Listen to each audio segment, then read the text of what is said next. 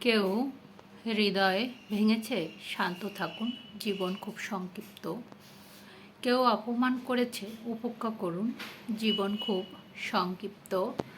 কোনো বন্ধু আপনার সাথে প্রতারণা করেছে, ধীর স্থির থাকুন, জীবন খুব সংক্ষিপ্ত।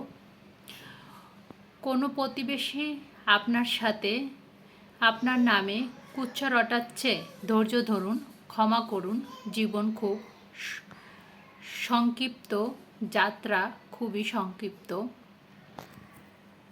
তো আমরা কেউই জানি না যে এই যাত্রা কতক্ষণ চলবে, কখনই বা থামবে। তাই আসুন আমরা একে অন্যকে ভালোবাসি, একে অন্যকে শ্রদ্ধা করি, একে অন্যকে সম্মান করি, একে অন্যকে গুরুত্ব দিই, পরস্পর পরস্পরের সাথে মিশে থাকি, পরস্পর পরস্পরকে ভালোবাসি, সুখ দুঃখ ভাগাভাগি করে নেই, একে অন্যের পাশে থাকি সুখে দুঃখে।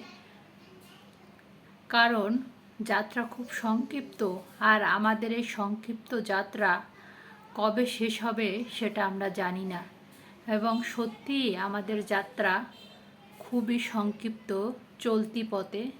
তাই আমরা পরস্পর পরস্পরের সাথে ঝামেলা না করে সহমর্মিতা এবং মানবতা দেখিয়ে একে অন্যের পাশে থাকা উচিত। ছোটোখাটো বিষয় নিয়ে কখনোই নিজেদের মধ্যে ঝামেলা করা উচিত নয়।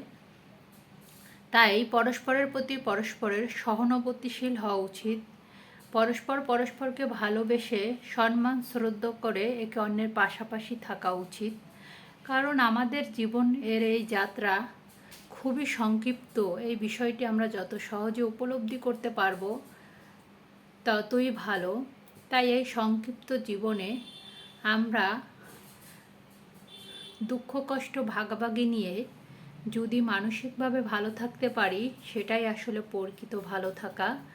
কারণ আমরা যদি একে অন্যকে দোষারোপ করি, একে অন্যের ক্ষতি করায় ব্যস্ত থাকি, তাহলে যে আমাদের ভালো থাকা সেটাই একসময় আমরা হারিয়ে ফেলব। তাই কেউ যদি আপনার নামে কুচ্চা রটায়, আপনাকে নিয়ে বিভিন্ন কথা বলে, আপনার সাথে প্রতারণা করে, আপনাকে ঠকায়, আপনাকে কষ্ট দেয়, আপনার হৃদয় ভাঙে, আপনাকে ছেড়ে চলে যায়, আপনি ধৈর্য ধারণ করুন, আপনি শান্ত থাকুন, আপনি এড়িয়ে যান, আপনি ধীর স্থির থাকুন। যাত্রা খুব সংক্ষিপ্ত। অবশ্যই আপনি ভালো থাকবেন। এই সংক্ষিপ্ত জীবনে শুধু শুধু ঝামেলা করে কোনো লাভই নেই। হিংসা অহংকার পরিত্যাগ করুন, মানুষকে ভালোবাসুন, নিজেকে ভালোবাসুন, সবাইকে নিয়ে ভালো থাকুন। আল্লাহ হাফেজ।